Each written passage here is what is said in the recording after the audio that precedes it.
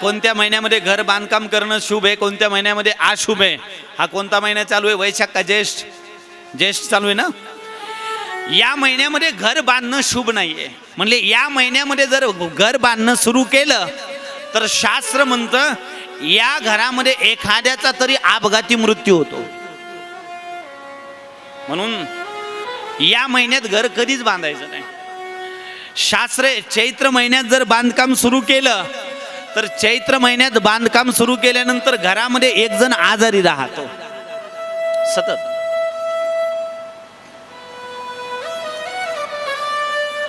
चैत्र झाल्यावर कुठला महिना? कुठला? मराठी महिने. चैत्र झाल्यावर शास्त्र म्हणतं वैशाखामध्ये घर बांधणं शुभ आहे, ज्येष्ठामध्ये घर बांधणं अशुभ आहे.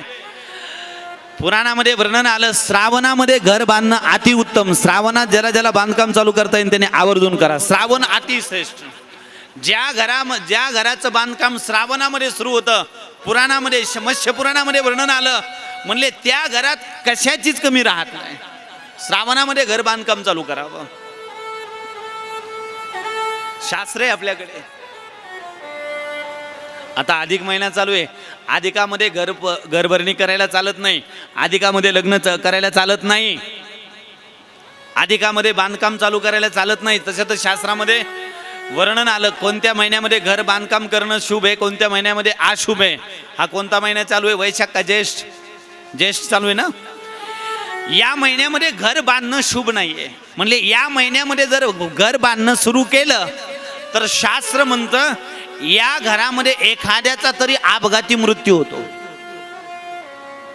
म्हणून या महिन्यात घर कधीच बांधायचं नाही. शास्त्र चैत्र महिन्यात जर बांधकाम सुरू केलं तर चैत्र महिन्यात बांधकाम सुरू केल्यानंतर घरामध्ये एक जण आजारी राहतो सतत.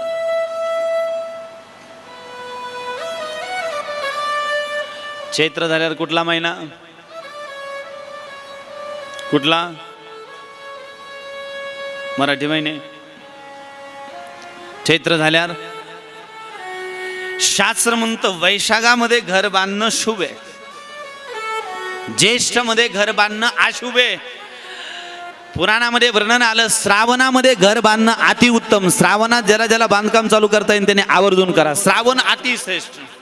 ज्या घराचं बांधकाम श्रावणामध्ये सुरू होतं, पुराणामध्ये मत्स्य पुराणामध्ये वर्णन आलं, म्हणले त्या घरात कशाचीच कमी राहत नाही. श्रावणामध्ये घर बांधकाम चालू करावं. अधिकामध्ये लग्न करायला चालत नाही, अधिकामध्ये घर प्रवेश करायला चालत नाही, अधिकामध्ये नवीन भूमीचं पाया खोदणं चालत नाही. म्हणजे या महिन्यामध्ये केवळ यज्ञ करू शकता, दान करू शकता, तीर्थयात्रा करू शकता आणि बाकी काही नाही जमलं तर नित्य भगवान शंकरावरती जलाभिषेक करू शकता. म्हणले नागी जलाभिषेक जमला तर म्हणले शिवमंदिरामध्ये जाऊन केवळ शिवलिंगाचं दर्शन जरी केलं तरी सर्व पापातनं मुक्त होतात. केवळ दर्शन. म्हणून बाकी काही नाही जमलं तरी भगवान शंकराच्या मंदिरामध्ये महाराज बेलाच्या काडीने सुंदर गाईच्या तुपाचा दिवा लावा. कशाचं तूप? गाईचं. बापरे म्हणा, गाईचं तूप पाहायला मिळालं. गाईचं तूप भगवान शंकराच्या मंदिरामध्ये गाईच्या तुपाच्या दिव्याचं महत्व आहे. जर नागीच मिळालं, पर्याय व्यवस्था शास्त्रामध्ये वर्णन आलं, म्हणले नागीच गाईचं मिळालं तर म्हणले म्हशीचं चालतं.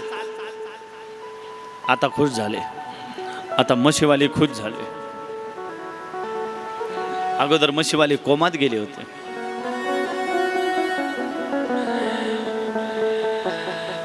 परंतु एक सांगू, कलियुगामध्ये जर अमृत काय असेल तर कलियुगामध्ये गावरान गाईचं दूध अमृत आहे. कलियुगामध्ये गावरान गाईचं दूध अमृत आहे. म्हणून शक्यतो म्हशीच्या दुधामध्ये आणि गाईच्या दुधामध्ये खूप अंतर पाहायला मिळतं. का बरं? तुम्ही कधी बी अनुभव घ्या, म्हशीच्या पिलाला काय म्हणतात तुमच्याकडे? काय म्हणतात म्हशीच्या पिल्ल्याला? रेडकू, रेडकू म्हणतात. गोठ्यामध्ये जर 10 म्हशी असतील आणि म्हशीचं रेडकू जर पिण्याकरता सोडलं तर ते डायरेक्ट त्याच्या आईला जाऊन पित नाही, ते दुसऱ्याच म्हशी खाली जाऊन पित. तिनं लात मारली का ते म्हणतो रॉंग नंबर. पुन्हा दुसऱ्या म्हशीच्या खाली जर पिण्याकरता जाईल, तिनं लात मारली की ते म्हणतो रॉंग नंबर. लाता खात खात जे आईकडे जातं ते रेडकू आहे. आणि गोठ्यात 100 गायी असू द्या, सोडल्याबरोबर जे लगेच आपल्या आईच्या स्थानाला जाऊन पेतं ते गाईचं वासरू. तुम्ही अनुभव घ्या.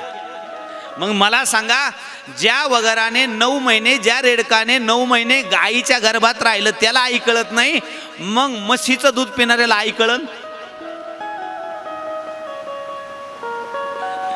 आणि बरेचसे म्हातारी माणसं म्हणतात, बाबा पोरग सांभाळत नाही महाराज, पोरग सांभाळत नाही महाराज, पोरग सांभाळत नाही. दूध कशाचं पाजलं?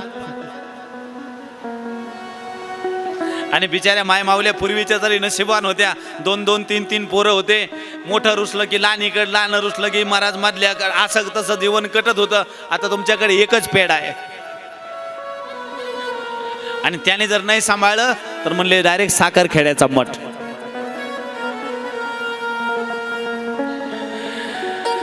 पण साखरखेड्याच्या मठात आल्यानंतर म्हणले जर काही दान केलं नाही तर फलसिद्ध महास्वामी म्हणतील, जेवढं धन होतं तेवढं संसाराला लावलं ना, आता माझ्यापाशी येऊन बसते. उठ.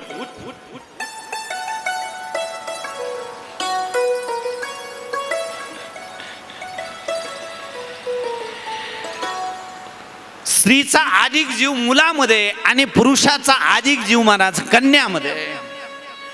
या औरव नावाच्या मुनीला वाटायचं माझ्या घरी सुंदर लक्ष्मी स्वरूप कन्या जन्माला यावी, आणि मुनीच्या पत्नीला वाटायचं माझ्या घरी सुंदर मुलगा यावा. कालांतराने महाराज एका सुंदर मुलीनं जन्म घेतला, आणि त्या मुलीचं नाव ठेवलं शमिका. काय नाव ठेवलं? शमिका. ज्यावेळी शमिका लहानची मोठी होऊ लागली त्यावेळी महाराज खूप वर्षानंतर मुलगी झाली होती. वडिलाचा अधिक जीव. तिनं कुठलीही वस्तू सांगावी, वडिलांनी उपस्थित करावे, हा नियमच आहे. मुलीला काही जरी मागायचं असलं तर ती बापाकडे मागते, आणि मुलाला काही जरी मागायचं असलं तर ते वशीला आईकडे लावतं. ते डायरेक्ट मम्मी म्हणतं, मम्मी पप्पाला सांग मला गाडी पाहिजे, मम्मी पप्पाला सांग मला पैसे पाहिजे, मम्मी पप्पाला सांग मला कपडे घ्यायचे. ते डायरेक्ट पप्पाकडे जात नाही, वशीला इकडं लावतं. आणि मुलगी आईला कधीच सांगत नाही, ती डायरेक्ट बापाकडे. का? तिला माहिती आहे आपला वशीला आई तिकडं लावणार. मुलगी जर म्हणली पप्पाला म्हण आई मला पैसे पाहिजेत, ते म्हणते तो बापन तू.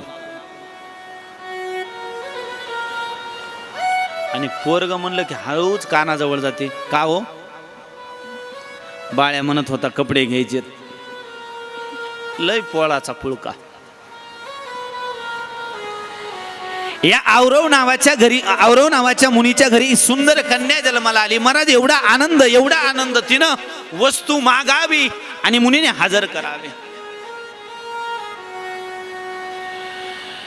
हळूहळू कन्या ही मोठी होऊ लागली, आणि जशी जशी कन्या मोठी होऊ लागली तशी तशी मुनीला एकच चिंता निर्माण झाली, आता हिचा विवाह करावा लागेल. कारण पूर्वी लवकर लग्न व्हायचे. ती शमिका नावाची कन्या 7 वर्षाची झाली, आणि 7 वर्षाची झाल्यानंतर मुनीला चिंता निर्माण झाली, हिचा विवाह कोणाबरोबर करावा.